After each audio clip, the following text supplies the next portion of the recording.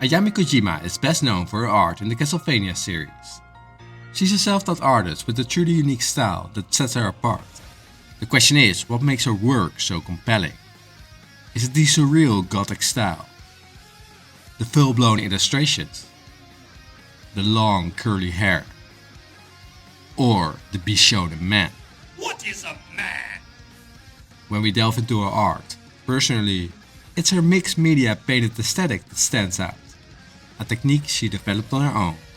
But enough talk. How about you? In whatever way or form Ayami Kojima illustrates her artworks, her characters always contain realistic facial features. Like most manga art styles that are often more directed to a mature audience, the characters tend to be slightly older than your typical teenager. To achieve this, the eyes are above the center of the face, elongating the nose and chin, which adds to age. Also, characters have more neutral expressions in realism art. If you haven't read my art style guide yet, it's essential to note that realism confines the range of expressions, favoring subtlety over exaggerated emotions. Simply said, happy joy emotions like this is not realistic. Also, manga tends to use simplified forms for everything, and Ayami Kojima is very deliberate when she does so. To expand on, she meticulously draws the eyes with intricate features, including tear ducts and eyelids, the addition of long eyelashes, transitioning from light to dark, and the use of expressive, crooked eyebrows adds to the character's uniqueness. Stylistic elements like these contribute significantly to the core of expression.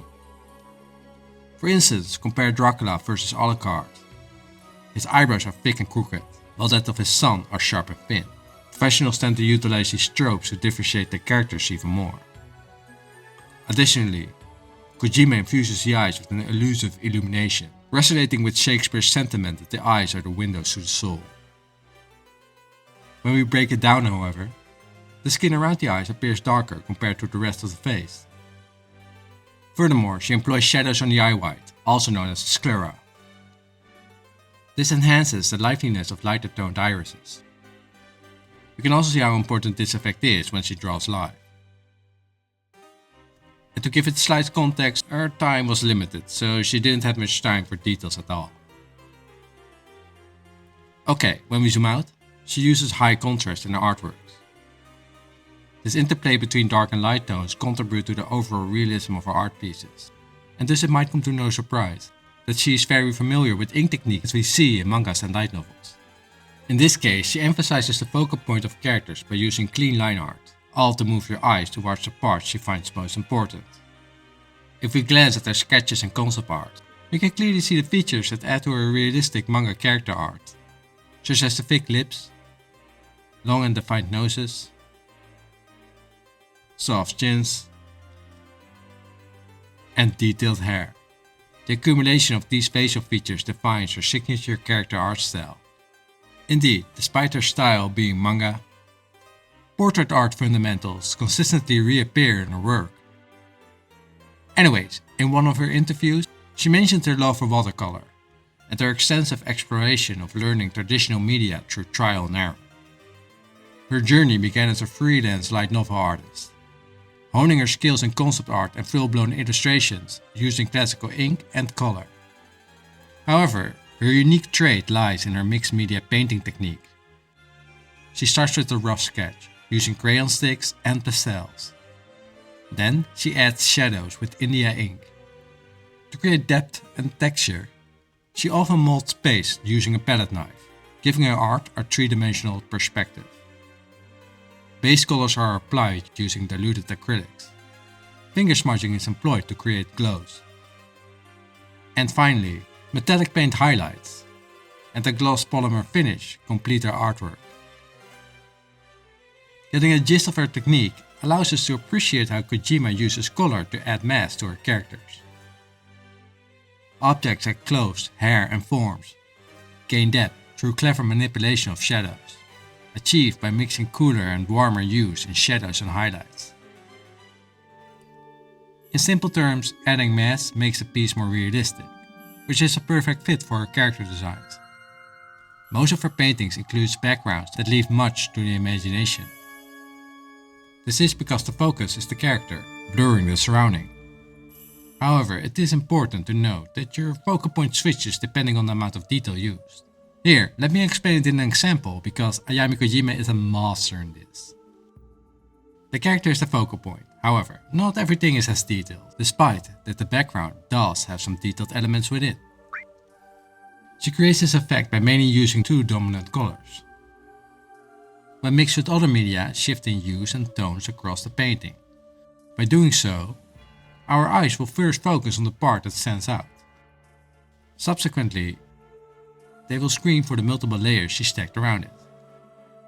Warm colors are more dominant than cold, light more than dark, and detail more than simplicity, unless the balance is inverted.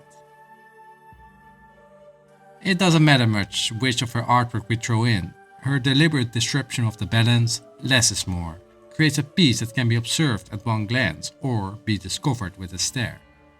Similar to old masters. Let's face it, despite her not going to art school, she knows her stuff.